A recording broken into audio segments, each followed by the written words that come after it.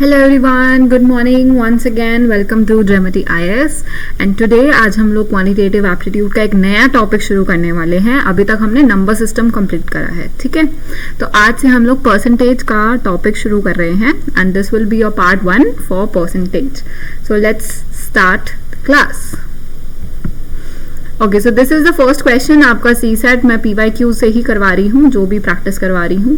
तो ये क्वेश्चन आपका 2014 में आया हुआ है। Now let's see what the question is saying. A gardener increased the area of his rectangular garden by increasing its length by 40%। उसने 40% से अपना रेक्टेंगुलर गार्डन का एरिया इंक्रीज करा है, लेंथ को, ठीक है। रेक्टेंगुलर एरिया, रेक्टेंगल की लेंथ को 40% इंक्रीज कर दिया है और डिक्रीज करा है विड्थ को 20% से। तो उसका नया एरिया निकालना है, ठीक है। सो लेट्स से कि जो गार्डन का रेक्टेंगुलर वो था, लेंथ थी, वो हमने 10 सेंटीमीटर 10 यूनिट्स ली थी, ठीक है। ये ओल्ड लिख रही हूं मैं, तो न्यू क्या हो जाएगी? This will B 40% more than 10, ठीक है। तो हमने 140% ऑफ 10 यूनिट्स निकालना है, जो कि आपका 14 यूनिट्स आ जाएगा। Okay, next is breadth, that is the width, जिसको हम बी ब्रेथ बोलते हैं। तो पहले हमने ले लिया कि ओल्ड ब्रेथ जो रही होगी वो भी 10 यूनिट्स रही होगी, ठीक है। लेकिन अब क्या हुआ है, उसको डिक्रीज कर दिया गया है 20% से। So new breadth will be 20% less, that will be 80%। 20% कम हो गई है, 80% of 10 that will be 8 units, ठीक है। तो पहला का ओल्ड एरिया क्या होगा? अच्छा, रेक्टेंगुलर का एरिया क्या होता है? L इंटू बी होता है। हमने दोनों यूनिट्स 10 लिए हैं, तो it will be 100 units square, right. And हमारा न्यू क्या हो जाएगा? न्यू में L इंटू बी क्या होगा? 14 इंटू 8, राइट। अब इसको आप मल्टीप्लाई करो, क्या आएगा? 8 4 जा 32, 3 कैरी, 8 1 जा 8 एंड 3 11, 112 आ रहा है। तो 100 से 112 हो गया है। इसका मतलब क्या हुआ? 12% इंक्रीज हो गया है ना। मैंने इसीलिए यहाँ पर 10 लिया, बिकॉज आई वांट कि जो उनको मल्टीप्लाई करके आए वो ऐसा 100 यूनिट आ जाए, जिसका परसेंटेज निकालना इजी होता है। अगर आप 112 का परसेंटेज निकालोगे तो वो 12% 112 आएगा, राइट। तो कितना इंक्रीज हुआ है? 112%। मतलब कितना इंक्रीज हुआ है? 12% इंक्रीज हुआ है, राइट। 100 से 112 हो गया। Okay, let's go to the next question. अगर इस क्वेश्चन में कोई भी डाउट हो तो आप कमेंट सेक्शन में बताना। I will make this part 2 of percentage including this question again. Okay, next question आपका सीसैट का 2016 का क्वेश्चन है, PYQ है। 2 नंबर्स हैं x एंड y, जो कि रिस्पेक्टिवली 20% और 28% कम है, less than the number z, ठीक है। z से जो x है वो 20% कम है और y जो है वो 28% कम है। By what percentage is the y less than the number x, ठीक है। तो x को हमने कोई इजी नंबर लेना है, सो दैट हम x और z को हमने थोड़ा इजी नंबर लेना है, सो दैट x और y हम अच्छे से इजीली काउंट कर पाए। तो आई एम टेकिंग z 100, ठीक है। तो हमारा x क्या हो जाएगा? उससे 20% कम है, मतलब 80, राइट। और y क्या है? उसका 28% कम है, 100 minus 28, that will give you 72। Okay, अब हमें इन दोनों का बताना है क्या डिफरेंस है। Now it is saying what percentage is the number y less than the number x। अब y जो है वो x से कितना कम है? 80 माइनस 72, that is 8। अब 8 का परसेंटेज निकालना है 80 के साथ, that will give you 10%। तो जो y है वो कितना परसेंट कम है? 10% कम है x से। इजी। देखो यहाँ पे trick is you have to take the number easy for your use. अगर आप इस x को, इस z को कोई ऐसा नंबर ले लेते अजीब सा, लेट्स से 20 ले लेते या फिर ले लेते 50, तो आपको कैलकुलेशन करने में थोड़ा टाइम लगता। आपको हर किसी की परसेंटेज निकालनी पड़ती है। अब मैंने 100 लिया तो 100% का पता है कि 100% में से 20% कम कर दोगे तो 80 आ जाएगा, right. It will make your calculations easy. तो आपको नंबर ऐसा लेट करना है जो कि आपकी कैलकुलेशन को इजी बनाए, ना कि डिफिकल्ट करे। हमेशा अगर कोई परसेंटेज का क्वेश्चन है, अगर आपको लेट करना है तो लेट करो आप या तो 100 या तो 200, या और 200 में लेके चलो कि अगर इसका 100 का 20% 20 ही होता है, लेकिन 200 का 20% डबल हो जाएगा, क्योंकि यहाँ पे ये डबल हुआ है तो यहाँ पे ये भी डबल हो जाएगा, 40 हो जाएगा। ठीक है, तो आपको इसके मल्टीपल लेके चलने हैं 100 के। आप 10 ले सकते हो या 100 ले सकते हो, इससे कैलकुलेशंस बहुत इजी हो जाती हैं। ओके, आई बात समझ सबको? चलो let's go to the next question. In a test, a candidate attempted only 8 questions and secured 50% marks in each of the questions. ठीक है, उसने अपने क्वेश्चन पेपर में से सिर्फ 8 क्वेश्चंस करे और उन 8 क्वेश्चंस में से उसे आधे आधे नंबर सब में मिल गए। ठीक है, आधे नंबर मतलब अगर 4 मार्क्स का एक क्वेश्चन है तो उसे 2 मार्क्स मिले। If he obtained a total of 40% in the test and all the questions in the test carried equal marks, how many questions were there in the test? Okay, now it is saying कि let's say कि 8 questions थे। अब 8 questions उसने attempt करे हैं। अब इन्होंने ये नहीं बताया कि क्वेश्चंस के मार्क्स कितने थे, तो वो हम लेट कर सकते हैं, है ना। तो हमने लेट कर लिया कि हर क्वेश्चन 10 मार्क्स का था। ठीक है, each question is equal to 10 marks, हमने ये मान के चल लिया। और उसको हर क्वेश्चन में 50% मार्क्स मिले, मतलब 5 मार्क्स उसको हर क्वेश्चन में मिले। 8 क्वेश्चंस उसने अटेम्प्ट करे, 8 क्वेश्चंस में से हर क्वेश्चन में उसे 5 मार्क्स मिल गए। 8 5 दैट इज 40, राइट। तो उन्होंने बोला कि उसने टोटल टेस्ट में 40% मार्क्स ऑब्टेन करे। मतलब ये 40 का मतलब क्या है? It is 40% of the test, of the total marks, है ना। तो टोटल मार्क्स बता दो फटाफट से कितने होंगे। तो टोटल मार्क्स कितने हो जाएंगे? इजी हो गया ना ये, तो देखो 40 है और ये 40% है, तो टोटल मार्क्स हो गए 100, इजी। अब यहाँ पे ले लिया हमने टोटल मार्क्स अगर 100 हैं और एक क्वेश्चन के 10 मार्क्स हमने लेट करे थे, तो कितने नंबर ऑफ क्वेश्चंस हो गए? नंबर ऑफ क्वेश्चंस कितने हो गए बताओ फटाफट से। टोटल मार्क्स 100 थे, एक क्वेश्चन के आपको 10 मार्क्स मिल रहे थे, तो total number of questions will be 10 only, easy. So your answer will be B part. कोई भी प्रॉब्लम लग रही है आपको? इट्स लाइक 9-10th के क्वेश्चंस भी थोड़े से डिफिकल्ट आते हैं, ये बहुत इजी क्वेश्चंस हैं परसेंटेज के। अब क्योंकि ये पार्ट 1 है तो मैंने इसमें इजी ही क्वेश्चंस रखे हैं। पार्ट 2 जब आएगा उसमें थोड़े से लेवल में डिफिकल्टी को बढ़ाऊंगी, ठीक है। अभी we are only taking easy questions. Okay, now let's go to the next part. कोई भी डाउट हो प्लीज कमेंट करो, जानना चाहो कि कैसे क्वेश्चंस हो रहे हैं। अगर आप नहीं जानना चाहोगे तो मार्क्स नहीं आएंगे CSAT में। CSAT is important, you have to take care of it. It is important. You have to practice more and more questions. Okay, now let's go to the next part. There is an order of 19,000 quantity of a particular product from a customer. एक customer ने 19,000 चीजें मंगाई हैं, कुछ order करा है, 19,000 मंगाए हैं, ठीक है। The firm produces 1,000 quantity of that product per day.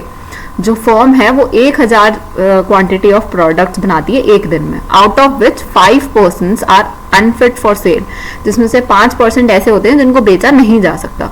तो कितने बेचने लायक हुए? अगर 1000 उसने बनाए हैं, प्रोडक्शन हो रही है, तो उसमें से कितना 95% जो है वो फिट है सेल करने के लिए, है ना, ऑफ 1000।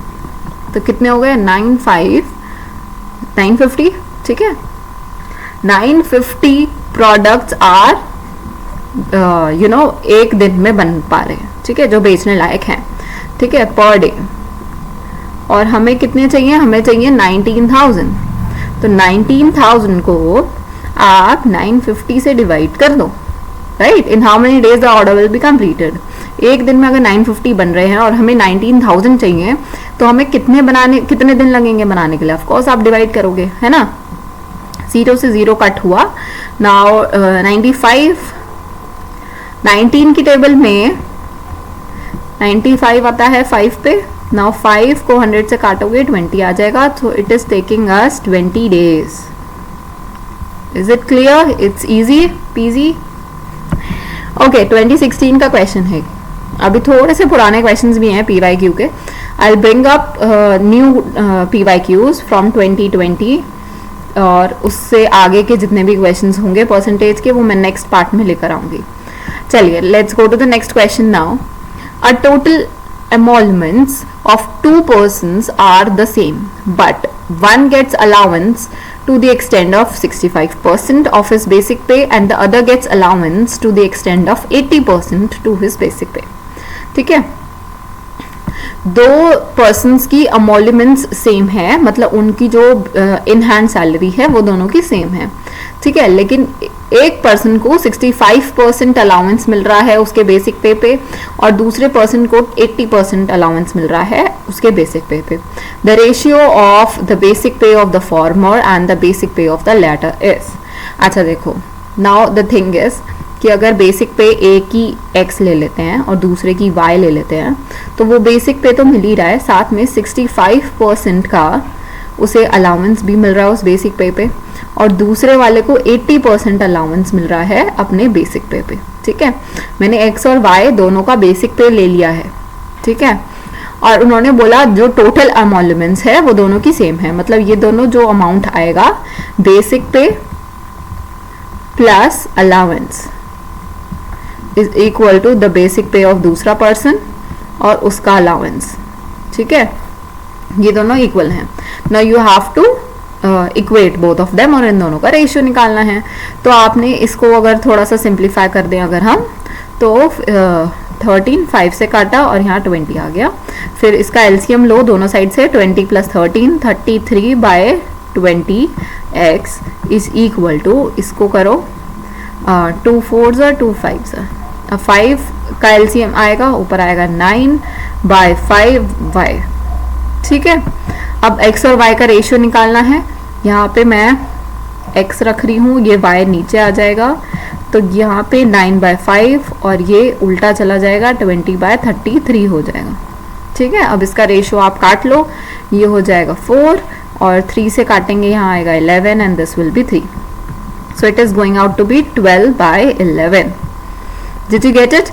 X and Y क्या थे, हमारे बेसिक पे ही तो थे दोनों के और दोनों का बेसिक पे का हमें रेशियो ही तो निकालना था. रेशियो आ गया x/y करके. फॉर्मर ऑफ द बेसिक पे टू द लैटर, तो 12:11 will be your answer. Did you get it what we have done? देखो इस क्वेश्चन में ये था कि आपका जो दो पर्सन है उनका टोटल अमोल्यूमेंट्स का मतलब ये होता है कि आपकी जो सैलरी आती है उस सैलरी में आपका बेसिक पे होता है, उसमें कुछ आपको अलाउंसेस मिलते हैं. अलाउंसेस में आपका बहुत सारी चीज़ें होती हैं, HRA होता है. ठीक है, आपका और भी कई सारी चीज़ है, हाउस रेंट अलाउंस होता है, ट्रैवल अलाउंसेस होता है, TADA होता है. ठीक है, डियरेंस अलाउंस होता है, बहुत सारी चीज़ें होती हैं. तो उन्होंने बोला कि बेसिक पे मिल रहा है दोनों को और जो अलाउंस है वो मिल रही है और इन दोनों को मिला के दोनों का जो टोटल इन हैंड सैलरी बनती है, जो इन हैंड सैलरी बनती है वो दोनों की सेम है, वो दोनों की सेम है, लेकिन बेसिक पे अलग अलग है. एक को अलाउंस जो मिल रहा है वो 65% मिल रहा है, दूसरे को 80% मिल रहा है. तो हमने उन दोनों को उसी तरीके से इक्वेट करा और उन दोनों का रेशियो निकाल दिया. रेशियो पूछा था, रेशियो निकाल दिया. ठीक है, so 12:11 will be your answer. Let's go to the next question now. If there is a policy that 1/3 of the population of a community has migrated every year from one place to another to some other place, what is the leftover population of the community after 6th year if there is no further growth in the population during this period? Okay अब इन्होंने ये बोला है कि let's say कि कोई number of amount of people यहाँ पे रह रहे हैं इस एरिया में. ठीक है, उसमें से 1/3 जो लोग हैं वो कहीं और चले जाते हैं एक साल में. ठीक है, फिर नेक्स्ट ईयर एक और चले गए 1/3, फिर थर्ड ईयर में एक और 1/3 पॉपुलेशन चली गई है. तो धीरे धीरे करके 1/3 पॉपुलेशन हर साल जा रही है. तो 6 साल 6th ईयर में कितनी पॉपुलेशन बची होगी, मतलब 5 साल की पॉपुलेशन निकल जाएगी. इसका मतलब ये है ना. तो इसको कैसे इक्वेट करेंगे कि लेट्स से कि x अमाउंट ऑफ पीपल यहाँ पे रह रहे थे. ठीक है, अब उसमें से अगर 1/3 पॉपुलेशन निकल गई है तो बची कितनी बताओ, x - 1/3 ऑफ x है ना. तो इसको इक्वेट करेंगे क्या आएगा, 2/3 ऑफ x. मतलब ये है कि हर साल का 2/3 बचता जा रहा है, ठीक है। तो अब 2/3 बचा, अब इसमें से अगेन अगर आप देखो, अब 2/3 ऑफ x में से अगेन 1/3 ऑफ x निकाल रहे हैं हम, 1/3 ऑफ 2/3 ऑफ x, है ना, इसका 1/3 और कट रहा है। तो इसका मतलब ये हो गया कि ये 2/3 इंटू 2/3 ऑफ x बच गया। तो ऐसे करके धीरे धीरे करके हर साल निकल रहा है। तो इसका मतलब ये हुआ कि हमें 6th ईयर की बतानी है, मतलब 5 साल माइग्रेशन के हो गए हैं। तो you have to write 2/3 of 2/3 of 2/3 कितनी बार, 5 बार लिखना पड़ेगा, क्योंकि 5 साल में माइग्रेशन हो चुकी है। अब हम 6th साल की पॉपुलेशन बताना चाह रहे हैं, तो लेफ्ट ओवर तो ये बचेगी, है ना। x is what, the part of the population, total population जो स्टार्टिंग में थी, इनिशियल पॉपुलेशन थी। अच्छा, इसको मैं ऐसे लिख रही हूँ क्योंकि ये मल्टीप्लीकेशन और x मिक्स हो जाएगा फिर। अब देखो 2 2 4 2 8 2 16 2 32, ये आ गया 32, ये अलग है, ठीक है। और नीचे का देखो 3 3 9 3 27 3 20 27 3 81 81 3 243. So it is going to be 243 here and 32/243 of x हमारा पॉपुलेशन बचा है, जो कि आंसर आपके बी पार्ट में है।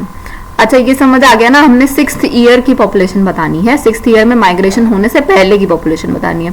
तो 5 बार ही माइग्रेशन को हम काउंट करने वाले हैं, ठीक है, तभी आपका 6th ईयर की पॉपुलेशन पता चलेगी। तो हमने सिर्फ 5 बार ने काउंट करा है। 5 बार क्यों करा है, आई होप सबको समझ आ गया होगा, ठीक है। और इन्होंने बोला था कोई फर्दर ग्रोथ नहीं हुई है, तो जितने कम हो रहे हैं बस उन्हीं को काउंट करते जाना है। So this will be a right answer, B part, you should get it. Okay, now let's go to the next question. Okay, now it is saying P is 40% of A plus 65% of B and Q is 50% of A and 50% of B. ठीक है, A is greater than P. In this context, which of the following statements is correct? A जो है वो बड़ा है B से, तो what we can do is we can take A को हम अपने हिसाब से कुछ भी लिख सकते हैं, है ना। A को बड़ा रखना है बस हमें B से। A को मैंने 200 ले लिया, B को मैंने 100 ले लिया, ठीक है। अब देखो P क्या बनेगा, 40% of A, 40% of A plus 65% of B। It's very easy, हो गया 80 और ये 65 ही रहेगा क्योंकि 100 लिया हुआ है हमने। ऐड करेंगे कितना आ गया, 145, ठीक है। नेक्स्ट Q क्या बनेगा, 50% ऑफ A का आधा कर दो 100 एंड 50% ऑफ B का आधा कर दो 50। It is coming out to be 150। अच्छा, अब इसमें कंक्लूजन देखो, P is greater than Q, P बड़ा है Q से, नहीं, P हमारा 145 है, Q हमारा 50 है, Q बड़ा है P से, तो ये हमारा ठीक है, Q is greater than P। Let's see, P is equal to Q, P और Q इक्वल भी नहीं है और ग्रेटर देन भी नहीं है, तो हमारा B part should be the right answer. None of the above can be concluded with certainty. अच्छा, कंक्लूडेड विद सर्टेनिटी, सर्टेनिटी से हम नहीं कह सकते, ऐसा जरूरी नहीं है। अच्छा, एक एग्जाम्पल और लेके चलते हैं। इफ वी आर सेइंग, हम थोड़ा सा डिफरेंस कम कर देते हैं, जैसे मैंने A को 200 और B को लाइक सीधा 100 ले लिया, आधा ही कर दिया, बिल्कुल आधा करने की बजाय B को थोड़ा सा बड़ा कर दें, नंबर को कर सकते हैं। तो let's say I am taking it to be 180, थोड़ा सा कैलकुलेशन में डिफरेंसेस आएंगे, बट लेट्स ट्राई। अब 180 का अगर हम कर देते हैं तो इसको सॉल्व करें अगर हम, तो 0 से 0 कट हुआ, 5 2 10 5 3 15 2 9 18, so it is coming out to be 9 into 13 will be 117, है ना, यही हुआ ना, यस 117। तो दूसरा अमाउंट जो हमारा आ रहा है दैट विल बी 197, और फिर जब हम आधा आधा ले रहे हैं तो ये 100 हो जाएगा और दूसरा 180 का आधा विल बी 90, है ना, 100 plus 90, it is going coming out to be 190। अच्छा, अब देखो यहाँ पे क्या डिफरेंसेस आए। पहले क्या था, पहले हमारे पास 145 जो था वो छोटा आ रहा था 150 से, मतलब P is less than Q। अब हमारा आ रहा है 197 इज ग्रेटर देन 190, मतलब P बड़ा आ रहा है Q से। तो ऑफ कोर्स हमारा फिर डी होगा आंसर, ठीक है, ये गलत हो जाता है, B will not be right. अगर हम ए और बी को थोड़ा पास पास में रख रहे हैं बिल्कुल, तो हमारी इक्वेशंस कुछ और आ रही हैं, और अगर हम पी और ए और बी की वैल्यूज थोड़ी दूर दूर रख रहे हैं तो हमारी वैल्यूज कुछ और आ रही हैं। सो your answer should be D part. हम इसमें से कुछ भी अबव जो कॉन्टेक्स्ट है उसको सर्टेनली नहीं कह सकते कि कौन सा सिस्टम क्या आएगा, क्योंकि ए और बी की कोई डेफिनेट वैल्यू हमें नहीं पता है। It has come in the CSAT of 2017। तो जब ऐसा हो ना कि आप लेट कर रहे हो और उसमें इस टाइप के पॉसिबिलिटी दिख रहे हैं, तो यू शुड नो कि आपको एक दो एग्जाम्पल और लेके चलने पड़ेंगे, ठीक है। Next question, a student has to get 40% marks to pass in an examination. Suppose he gets 30 marks and fails by 30 marks. Then what is the maximum marks in the examination? See, देखो उसको 30 marks आए हैं उसके, लेकिन वो फिर भी 30 marks से फेल हो गया। मतलब अगर 30 मार्क्स और आ जाते, 60 मार्क्स हो जाते टोटल, तो वो पास हो जाता है ना, he would have been passed। और 60 मार्क्स का मतलब क्या है कि वो 40% होगा, है ना, 40% होगा, जो तभी तो पास हो रहा है। तो अगर 40% का मतलब 60 मार्क्स है, तो 100% का क्या मतलब होगा, 60 by 40 into 100, ठीक है। Now you can solve it 3 by 2, 2 into 50 and it is coming out to be 150। तो टोटल जो मैक्सिमम मार्क्स है वो हमारे 150 है। Did everyone get it? उसके 30 मार्क्स आए थे और वो 30 मार्क्स से फेल हो गया। मतलब उसको अगर 30 मार्क्स और मिल जाते तो वो पास हो जाता। मतलब उसके 60 मार्क्स अगर आ जाते तो वो पास हो जाता। 60% मार्क्स आ जाते तो उसका मतलब ये है कि वो 40% ले आया है, तभी तो पास हुआ है। तो 40% अगर 60 मार्क्स के इक्वल है तो हमारा 100% किसके इक्वल होगा, 150 के। हमने इक्वेट कर दिया, सीसैट 2018 में ये क्वेश्चन आया हुआ है। Let's go to the next question. Okay, now a person bought a refrigerator worth 22,800। उसने 22,800 का एक रेफ्रिजरेटर खरीदा जिसके अंदर 12.5% का इंटरेस्ट था, जो कि कंपाउंड हो रहा था yearly. Eight the end of the first year उसने एक साल बाद 8,650 रुपीज पे करे, ठीक है, और दूसरे साल के बाद 9,125 पे करे। अब उसको कितना पे और करना है कि वो अपना डेट क्लियर कर पाए, ठीक है। नाउ द थिंग इज कि उसने लोन लेके करा है जिसमें कंपाउंड ईयरली हो रहा है, तो मतलब आपका जो प्रिंसिपल है वो है आपका 22,800। This will be a principal, ठीक है। रेट ऑफ इंटरेस्ट क्या है आपका 12.5% रेट ऑफ इंटरेस्ट है, जो कि मतलब अगर हम फ्रैक्शन में कहें तो 1/8 of the part of the interest, 1/8 part उसको एज अ इंटरेस्ट देना पड़ रहा है, ठीक है। नाउ इट इज सेइंग कि अब हम पहले अमाउंट निकाल लेते हैं कि अमाउंट कितनी बनती है इसकी। तो हमें पता है अमाउंट का क्या फॉर्मूला होता है, principal 1 + 12.5 by 100। We are compounding it for 3 years, right. उसने 3 साल में देनी है ना पेमेंट, तो 3 साल में हम लोग काउंट करेंगे। अब आप इसको सॉल्व करोगे तो ये आ जाएगा 1/8, तो ये हो जाएगा 22,800 और 8 + 1 9/8 का क्यूब। अब आप इसको सॉल्व करोगे 22800 into 9 into 9 into 9 एंड नीचे आ जाएगा 8 into 8 into 8। I prefer writing like this क्योंकि अब हमें इसे काटना ही है ऊपर नीचे, तो मल्टीप्लाई करके लिखने का कोई फायदा नहीं है, ठीक है। 8 से कट करते हैं, ठीक है। तो 8 2 = 16, हमारे पास बचा 68, 8 8 = 64 एंड 50। ओके, अगेन 8 से काटते हैं, 8 3 = 24, 45 बचा, तो हमने यहाँ पे लिखा 8 6 8 5 40 लिखो,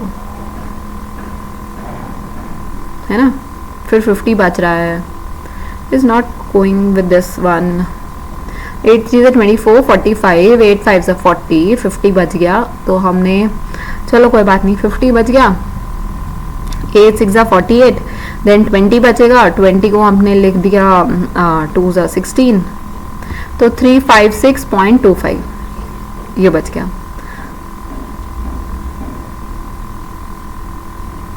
how it is coming like this? Compound interest भी तो कंपाउंड करना ही है ना at the end of the first year.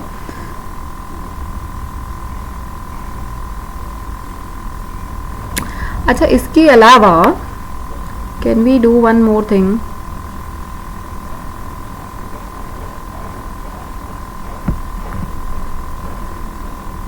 अच्छा, लेट्स से कि अगर हमने 100 है और उसका कंपाउंड 1/8 से करना है 12.5 इंटरेस्ट रेट से, तो 800 ही ले लेती हूँ मैं. तो 100, 100 एंड 100. फिर इसका 1/8 लेना है 12.5, यहाँ पे 12.5 एंड 12.5, और इसका 1/8 और लेना है. 8 1 8, 8 5 40, 50 बचा, 8 6 48. It's coming out very long. How much you have to pay at the end of the third year to clear the debt? अच्छा, 8 6 5 0 एंड 9 1 2 5 जो है वो ऑलरेडी उसने पे कर दिया है. तो 5 7 7 एंड 7 17. ठीक है, अब 2 2 800 में से आप ये माइनस करो तो कितना बचेगा? 25. यहाँ पे 0, यहाँ पे 12 में से 7 गया तो 5 आ गया. तो 5025 उसका बचा हुआ है. अब इसके ये तो उसने पे करना ही करना है. This is the basic amount, principal amount, और उसके साथ जो उसको इंटरेस्ट पे करना पड़ेगा वो अलग है ना. तो आपने इंटरेस्ट जो लगाना है वो अलग है. दैट इज पॉइंट्स में बहुत आ रहा है आंसर. ओके, 300 प्लस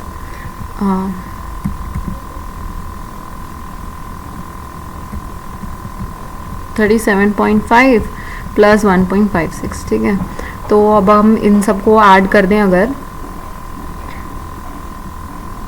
अप्रॉक्सीमेट ले लेते हैं, इसको 5 ही ले लेते हैं. चलो, तो 5 एंड 5 10, यहाँ पे आ गया 8 एंड 9 339 जो है उसका इंटरेस्ट रेट है अगर वो 800 अमाउंट है.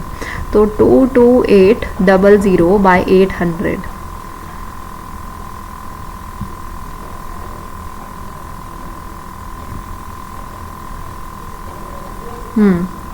इंटू 339. हमें ये वैल्यू निकालनी है.